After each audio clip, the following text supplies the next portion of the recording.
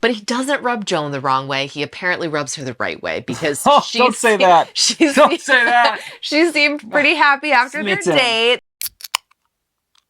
Hi. Hi. Welcome to membriash. I'm Ashley. I'm Mitch.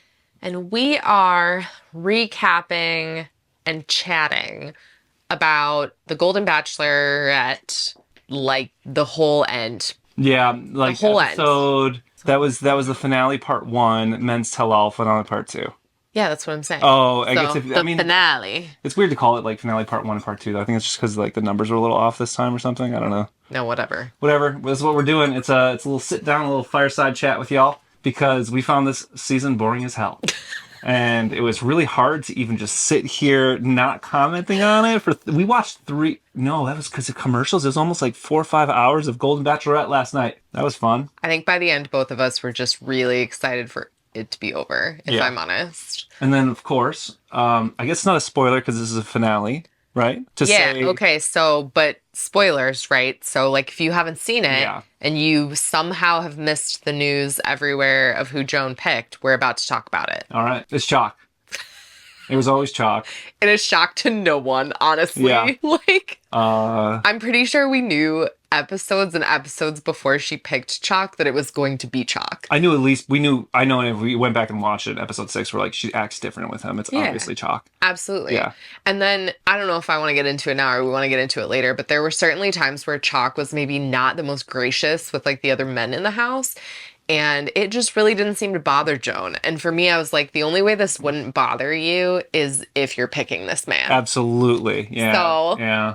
Do we want to go like episode by episode? Yeah. Or do you want to do like highlights? Because I don't even remember what happened in the first part. The first part was Pascal, I remember. Okay. Her. Yeah. All right. I think we should do a brief recap and we'll add in some clips here and there.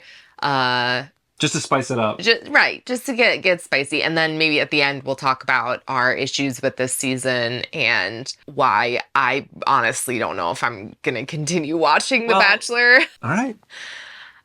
So in the finale part 1, we get to see Joan's fantasy suite dates with all of the different men. Yeah. Yeah. And I think she starts with Guy. And at that point, I think it is just, if it wasn't painfully apparent she was choosing Chalk before her fantasy suite with Guy, it is at this point because she essentially tells producers that she doesn't feel as attached to Guy as he feels for her, and she's not in the same place he is at all in their relationship. Yeah. I certainly can picture a future with him. I think, though, that he may be a little farther along in feelings than I am, so I could possibly catch up to him. And then the entire time, it was just like kind of flat. Like you can tell that she's like having a fine time, but she's not acting any sort of romantic way with him. No. You said it seemed like 2 coworkers. At least from Joan's perspective. Guy is obviously into her. Yes. Which we'll get into. But, like, she was like, hey, buddy, you know? It was, you said before, like, customer service. That's how I felt. Like, she's in a situation. She knows she has to entertain this man. She knows what she's supposed to be doing. There. The cameras are there, right? Dare I say, yes. I've, like, thought the whole thing through. And would be fun to share those things with somebody. I agree with you. That's why I am... And she just turned it on and did what she had to do. And I don't think she like dislikes him. I think she liked him as a person. Yeah, for sure. Right. And I think she tells him she loves him as a human, basically. Yeah. Which is very different than being in love with someone. Hard friend zoning right there. Right. Yeah. Yeah, it was pretty intense. And then she moved on to Chalk. Yeah. And that is just again, it's just clearly she's into him. That was really fun. Yes. I can't believe we're here. I was a little worried. I mean, I didn't know what was in your head. Well, hopefully today's shown you. Yeah. Absence actually making the heart grow fonder. She made the decision on all of her fantasy suite dates that she was not going to engage physically with the different men because she didn't feel comfortable having a physical relationship with more than one person. I totally respect that. Yeah. She had him remove the beds. Like there was in her mind, she's like, no bed, nothing's happening. You had a theory though. You said, I don't know if you're just joking, but you're like, they banged on the couch. You're like, okay. Chalk and Joan had a different energy than Joan had with anybody else. They did. And then when they interviewed... Including afterwards. When they interviewed Chalk after the date, they asked him, they're like, what did you and Joan do? And It was a fun night. I'm tired. It was great. We had champagne. We had a big comfy couch, and I had Joan. Well, what did we do? That's between Joan and myself. he didn't say like, oh, we got to know each other, we just talked, or like it was great to, solidify our like emotional and intellectual connection. He basically was like, you're gonna have to ask Joan. Yeah.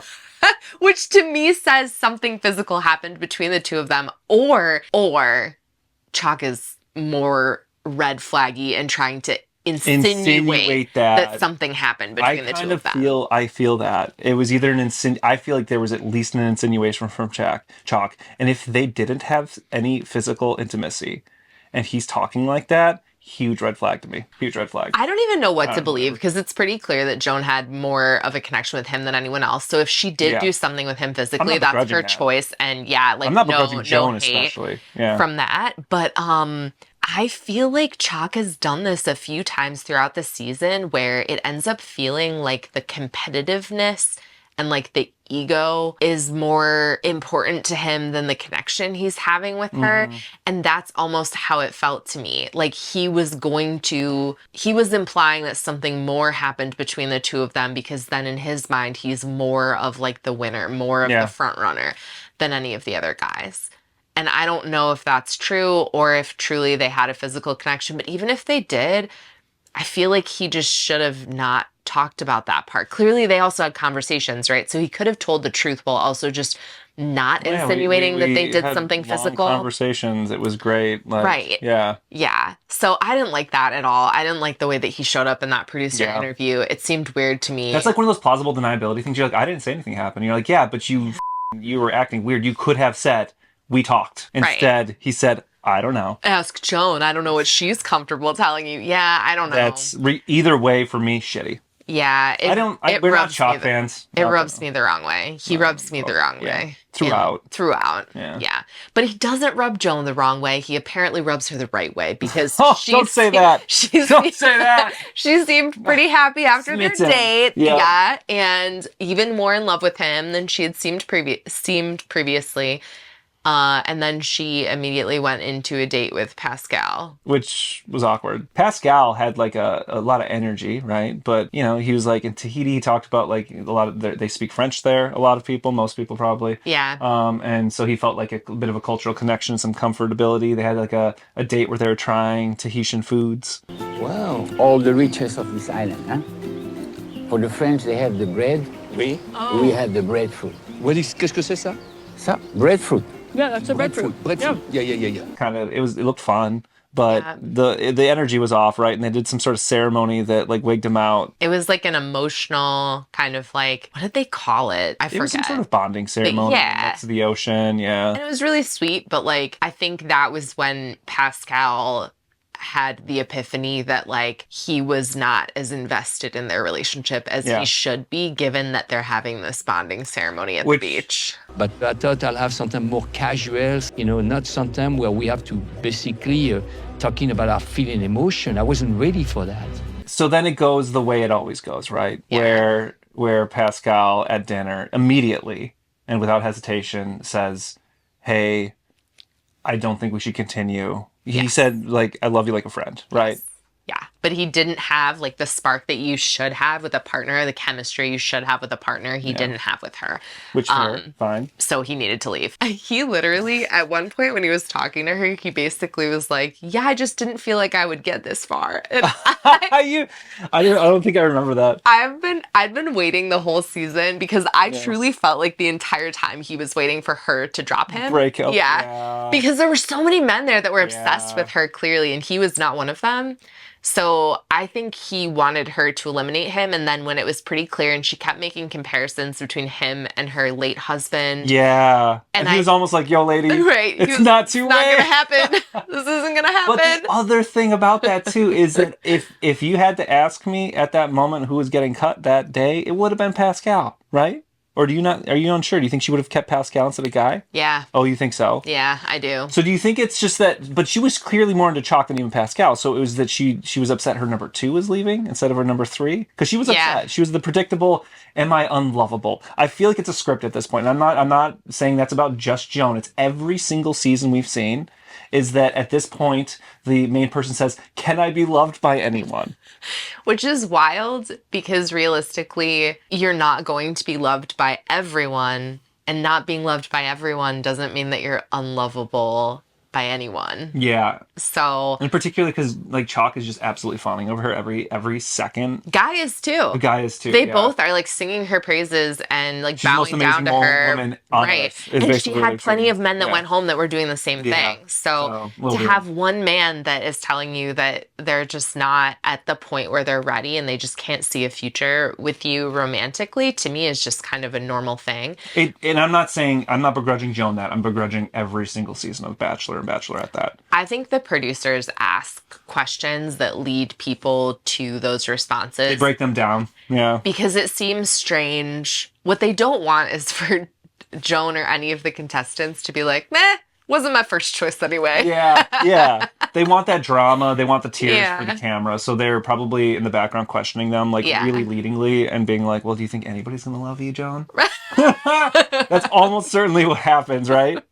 The producers on the show are like kind of sick. That's what I would honestly. imagine is happening. Yeah.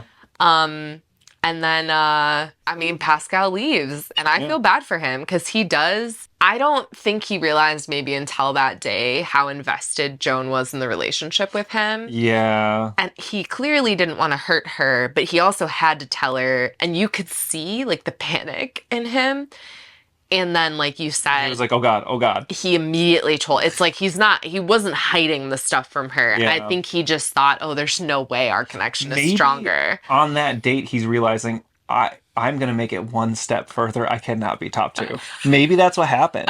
Honestly, because like what you're saying, yeah, because like he's like, man, she's got to cut me now, right? I'm having fun on the island. He was acting kind of a fool in the date too. He was. And he's like, oh, cock, because it's the French word for a rooster, right? Yeah. He was just being off the walls, but then nothing he did would drive her away. So he was just like, hey, it's not happening.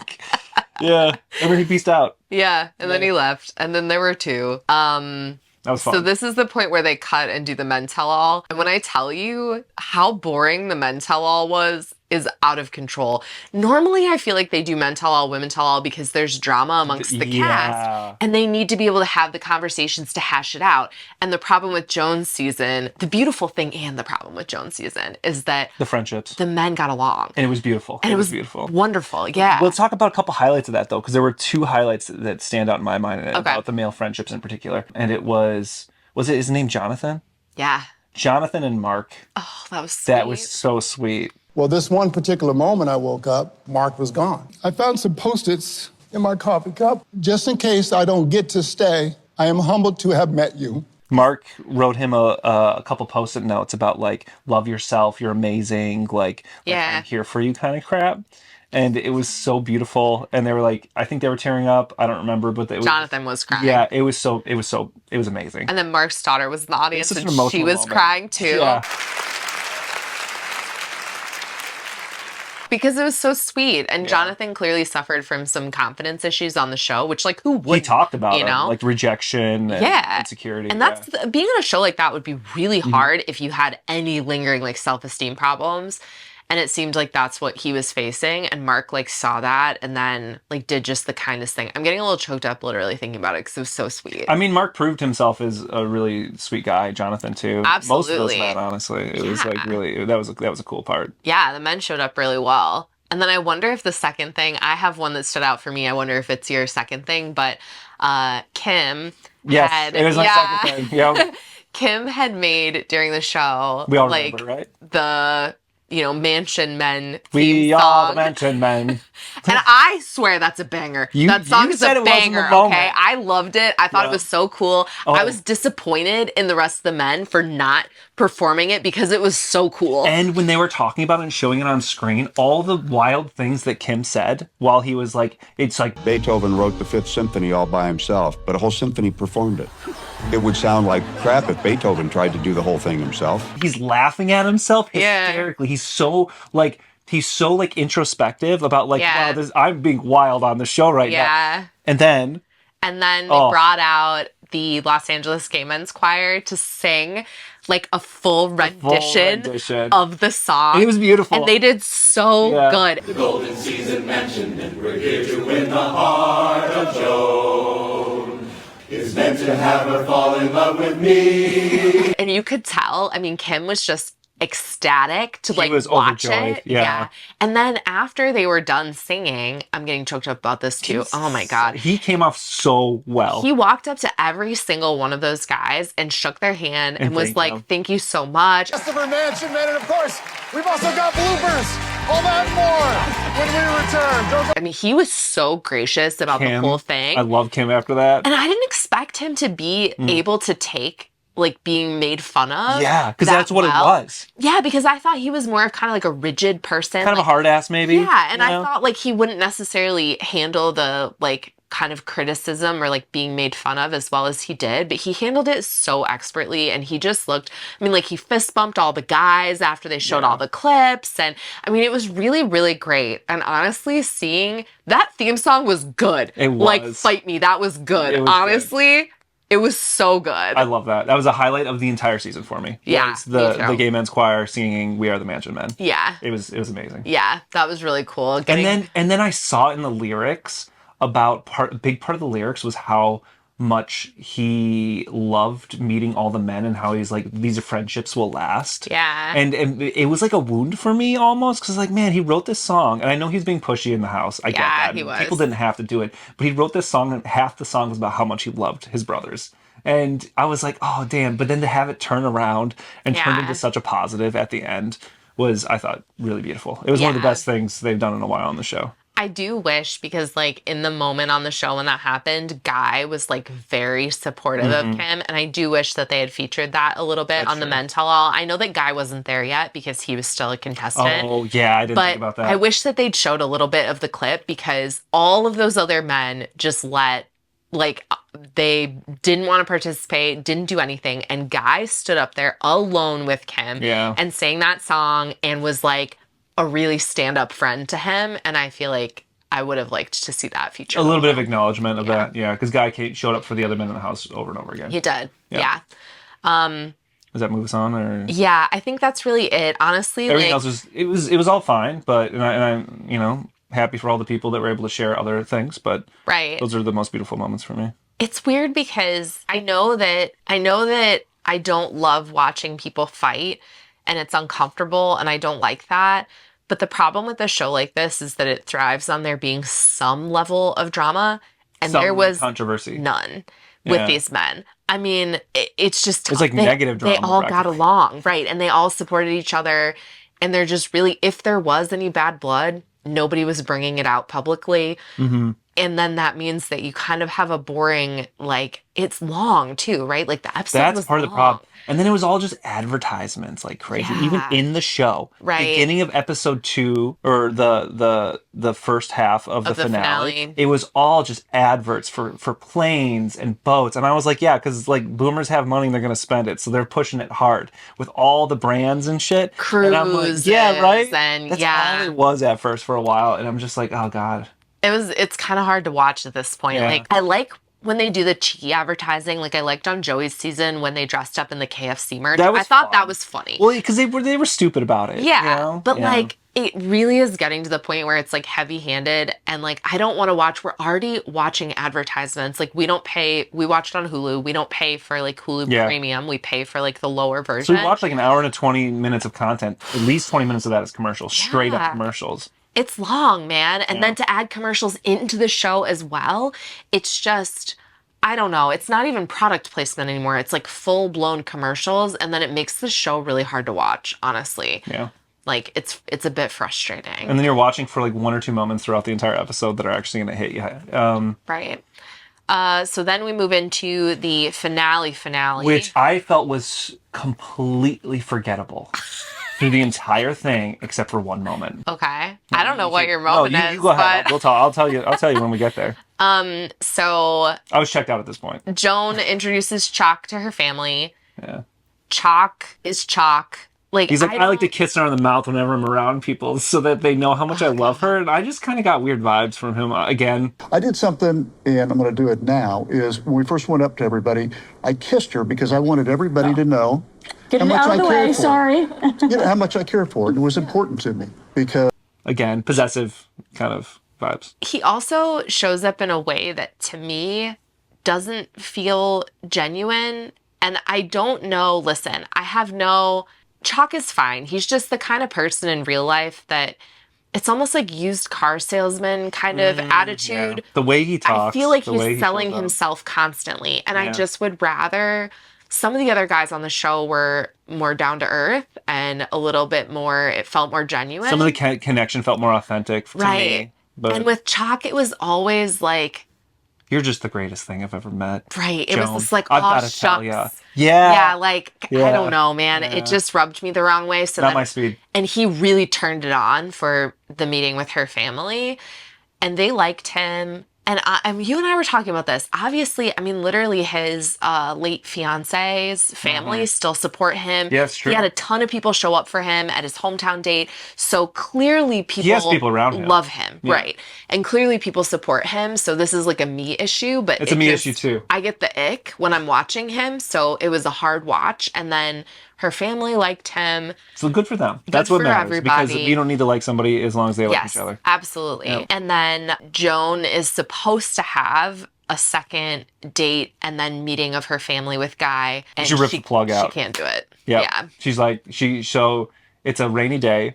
Guy is sitting there in his beautiful little like seaside bungalow thing, Poor Guy. like writing and thinking about how much he loves Joan, and then she comes in and just crushes him. I wanted to spare you all of that because I care so much about you.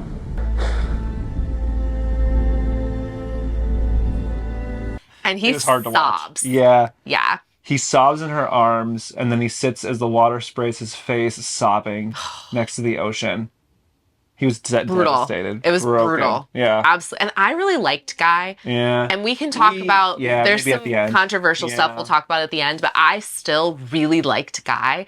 So seeing him that upset, and I felt like he showed up pretty genuine on the show. Yeah. Like to me, he We saw a lot seemed of very compassion real. and love in him Yes. towards all sorts of people. Absolutely. Yeah. So clearly he's a person that feels very deeply. Yeah. And it was rough watching him like break down. Yeah, it sucked. It I'm actually getting a little sucked. sad about it right now. I'm sad about and it that's too. that's not us being mad at Joan. She actually did the No. right thing. Yeah, absolutely. For viewer wise, it's like there's even less content to go off. It's like, what are they even going to edit in the show at a certain point? Because they cut so many things short. Right. And Joan did that, and that's because she knew it was chalk. She knew it was chalk from more like earlier than halfway through the season. Yeah. You know what I mean? But she couldn't pull Like- out earlier than that. So she did what she could, and what she could was not Yeah. force Guy to go through a meeting with her family. Knowing it was good to go Knowing, nowhere. yeah, exactly. Yeah. Force him to walk up to her on the beach and like try and propose and her tell him no, which some Yeah. people have done. She just stopped it. And Yeah. I appreciate that too. I think that was a kind thing that she did for him. Yeah, I agree. And then Chuck proposes. So And then who cares? We man? just yeah. And then they showed up back at the live audience, and I just couldn't keep watching. Apparently, they got all Disney trips and shit. Yawn. Don't care.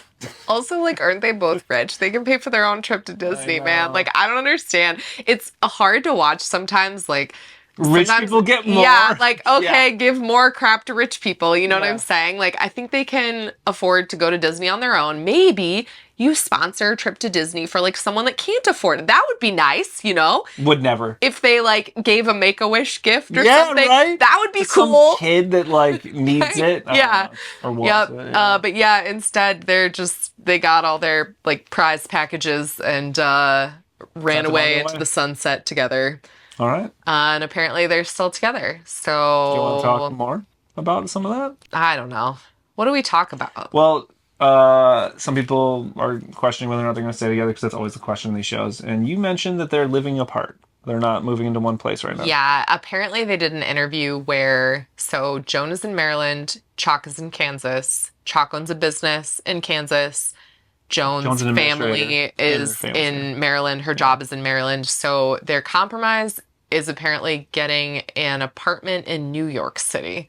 that That's they're- weird. I didn't know that. How's that a compromise? It's not even anywhere that's like a totally tangential location. I don't know, dude. I don't. Are they trying to be fancy? Is that what it is? It does feel a bit to me Ugh, like that's weird. you have a love nest in New York City that you go to like very That sporadically. actually makes me like them even less because how much excess money do they have to just get a love nest in New York City? It is weird. One of the most isn't it? expensive cities in the country, much less the world. And they both have. That's wild. If you're traveling already, like you got 2 houses. I don't understand why you don't just utilize the 2 houses you already have. That is strange. It is strange. I don't feel good about that. That makes me more mad. I do think them being in a long distance relationship is going to be hard. You and I have been in one before. It's not an easy thing on a new relationship. It is what broke up Teresa and Gary, apparently, with not figuring out where the hell they're going to live together. Right. But then, okay, and then I read something online, and a few people were talking about the fact that they cast this show nationwide.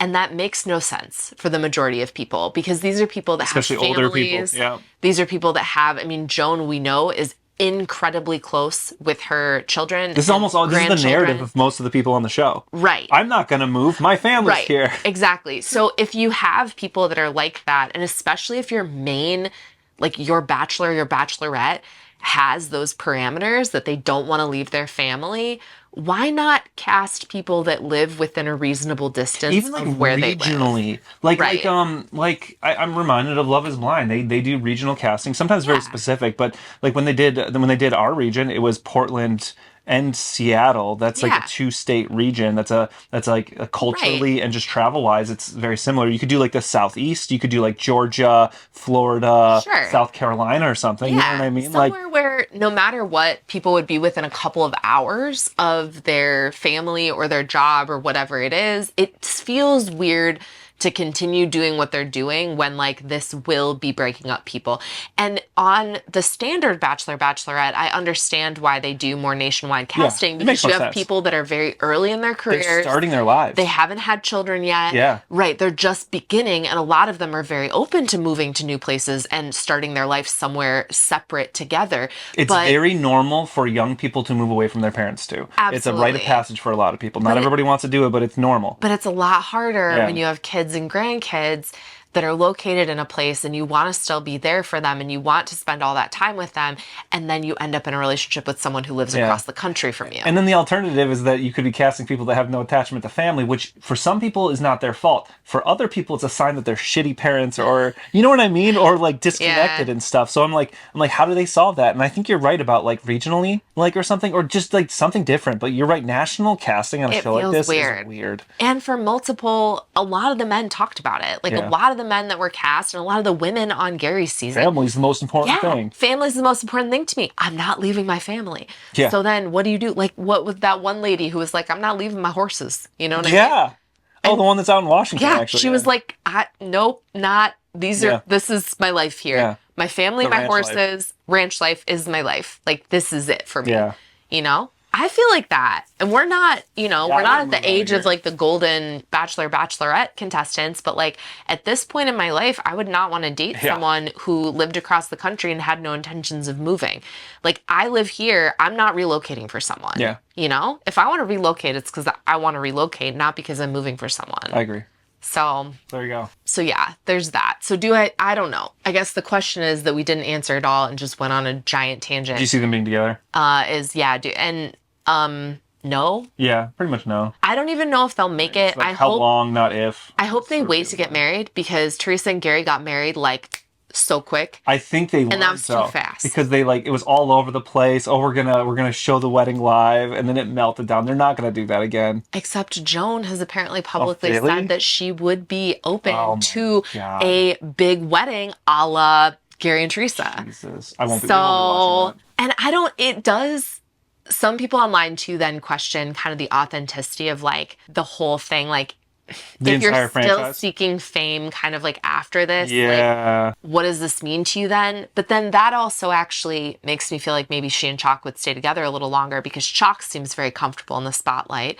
If Joan is also very comfortable in the spotlight, then perhaps that is like a link between the two of them that means more positive things for their future relationship. I mean, they're aligned, I guess. Right. With their values in that way. So, which they did talk about alignment and values quite a bit. Yeah. Yeah. So if What I other had dirt to do you guess, I would think in a year they won't still be together. Okay. But unless unless maybe. they like move in and stuff. I think for most people, and I don't know what it's like for people in their golden years, but I think for most people, long distance that far apart over the course of like more than a year or two, is going to break you up. It's hard. And statistically speaking, I think that's just fact. And I think they were both looking for a partner to do those day-to-day things with. If you're just looking for a partner that like you're dating. Yeah. They're basically dating. That, you know, live very independently and you come together like a few times a year and that's enough for you, then I think long distance, fine. They both lost like deep connections and stuff, like life partners that they had day-to-day experiences. Well, with. and that's what they expressed wanting was like people that are around all the time, not to live alone anymore, that kind of stuff. And like if you're in long distance, you don't have that. Yeah. I also so I want to talk to you very briefly about about just the show in general, because we've had a couple seasons now, whether it's Gary and Teresa's season, honestly, even on the standard Bachelor, Bachelorette, like Jen Trans season, and then now again with Joan, where the safety of the contestants is not being prioritized by the like Bachelor, Bachelorette production teams. It happened in Joan's season. It happened horribly in Jen's season. Absolutely, because she picked, Jen ended up picking someone who had an arrest violent record. history. Yeah, had documented legal history. Yes, who had a restraining order against him. I mean, she picked that person, right? Total piece of shit. And was alone with that person. And I think she probably assumed, like we all assume, that they had done their due diligence in terms of background checks to make sure that that wasn't happening. Then when we got to Joan's season, Gil, who was a contestant that they really tried to not feature as much as they could. Yeah. He didn't show back up for the men's tell-all. Yeah, he was not at the men's he was tell-all. not welcome, I'm sure.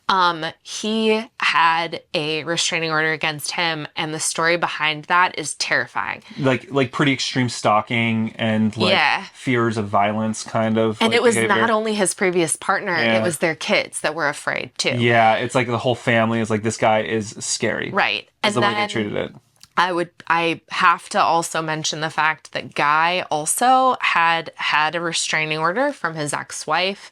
That situation to me is somewhat different in that it's my understanding it was dropped and it wasn't. It's almost precautionary. It was a bad breakup. His kids still support him. His ex-wife still apparently supports him. So it's like it was a bad moment in time, right? Where it was like, and the kids say ugly breakup, well, yada yada. Right. But you're right. They all hashed it and kind of moved on. Right. Yeah. I don't know. So, but if you're going on a show like this, you shouldn't be allowed to be on Bachelor, Bachelorette. He shouldn't have been casted, regardless of our feelings about it. Right. You should never be cast on a show like this if you have a restraining order. I That's agree. Documented legal fact. Absolutely. And that's messed up. And the response from Bachelor, Bachelorette production has been that they're not the police. Which is a shit response. Come on, dude. Right. Like, we run background checks for all kinds of different reasons. When you get a new job, which essentially this is like a job, they run a background check. You know, when you get an apartment, they run a background check. If you're going to help out at a field trip, you get a background check. Yeah. Just run the background check. And if somebody have standards of who's allowed on the show and not, it doesn't have to be, you know, like a full-scale endorsement or denouncement of someone as a person, but there should be parameters where it's like, well, you've had a restraining order. It doesn't really matter what the circumstances behind that. You can't be on this show. We're very forgiving of people and believe that they can atone and all that kind of shit and like work on crap that if you do harm, you can still fix it. You know what I mean? Absolutely. We very much believe in that, but I also very much believe on a show like this, safety should be paramount. Absolutely. And I agree with you that there should be parameters. And that for me, my personal feelings are a lot different than like, what are you doing to these people? Right. And because then otherwise we have Devons and Gills. You know what I mean? And it's just kind of scummy. And it's just weird that they keep putting people in positions like this by not appropriately vetting the contestants that they have on the show. And then throwing their hands up and being like, what are we to do? Right. It's right there in front of you. You're making buku bucks, do it. Well, and the reality is, because apparently one of the restraining orders, I guess, came after they had already conducted their background checks. Maybe there need to be 2 points in the process. Maybe it needs to be when the person applies and then immediately before they leave for the show. Because it's not that hard, dude. Maybe you need to do it twice. It's not that expensive. It's not that difficult. Like, you're talking for like 20 people. Right. NBD. There are ways that you can do this that keep your cast and crew safe. Yeah. And to not implement those things and then pretend like you can't is just ridiculous. They're choosing not to. Yeah. And they're making excuses, and we don't buy it. No. So that's one of the many reasons we won't be watching another Bachelor season again. Yeah. So sorry to y'all if you enjoy it. We tried. We went through 4 seasons. I never was a big fan of the show. Yeah. I had fun with Gary's season, and every moment since then, it's felt like just slipping back. It's been hard. And yeah. Yeah, it's really rough to watch. And to be honest, like, I don't know what it is, but the format of the show to me ends up creating relationships that don't feel genuine. Yeah. And I'm just kind of tired of watching it. Like, to me, when I'm watching shows like this, I want to see people having real interactions with each other that then you could say, ooh, how would I have handled that? Wow, that's a tough situation. How would I have navigated that? Yeah. Did I like the way that they navigated it? Like, you know, what might be going on in the background as to why they reacted in this way? The Bachelor, Bachelorette to me is too manufactured to have moments like that anymore. It's been a complaint about it for years, right? Yeah. That it's scripted, and I don't think it's fully scripted. I don't, but I do think that they've nailed it down how they do it, and they put people through like a gauntlet, and it is not real life, and it's difficult to connect with what's happening on the show because of that. Yeah. Versus like a show like Love Is Blind that it has a lot of problems as well, especially like depending on which Love Is Blind season you're talking, but they put people in like kind of realistic situations, and the emotions are hyper amplified because of the timeline. Right. But beyond that, it's like, I don't know. I don't want to sing Love Is Blind's praises at all, but what you're talking about, like, how would I navigate the situation? It's actually like a situation that you can sort of relate with a lot of the time. I don't know. Yeah, for sure. Whatever. So I think this is it for us for like the Bachelor universe. I know people still enjoy the show. I don't want to poo-poo that. If you still enjoy watching the show, like, by all means, of course, like, continue watching it. But I just don't think we're going to do it on this channel anymore. Would we do a Bachelor in Paradise? That's the only question I have. I don't know. I think the only way that I would want to do a Bachelor in Paradise is if we didn't have other shows we were watching at that time. We wanted to put something out. We were excited about it. Yeah. What I don't want to do too is like, we ended up getting to the end of this season and it felt like a chore. I didn't want to watch it. Yeah, I didn't want to sit down and film it. But a lot of these shows, like when we were doing Argentina, I was pumped. I was like, Argentina, you can see the excitement in us. Yeah. If we had done a live reaction to this stuff, it would have been flat and boring because we weren't having any fun. No, and I mean, at the end of the day, like, I think one of the best things we like about this channel is like having a good time and being able to share things with people and have community around watching a TV show together. And it just didn't feel good at the end of this show. Yeah. It felt it wasn't like y'all. It wasn't you, yeah. that's not the issue. Right. Yeah. It's really the show. Yeah. For me. Yeah. So I think we're out. Yeah. So I hope that you'll watch some of our other shows with us since we won't be doing this one anymore. And I hope you understand why it just isn't. I do think we warned people at the beginning of the season. We weren't going to do the Joan season either initially. Some people asked for it. And I'm glad we saw it through because we saw one of each type, right? Yeah. So I'm glad we did. Yeah. But this is it for us. Yep. So I hope that you'll watch some of our other content with us. We are currently moving on to watch Love Never Lies South Africa, which is a Netflix show. Hot Frosty. Oh, sorry. Oh, and Hot Frosty. Which is also a Netflix show.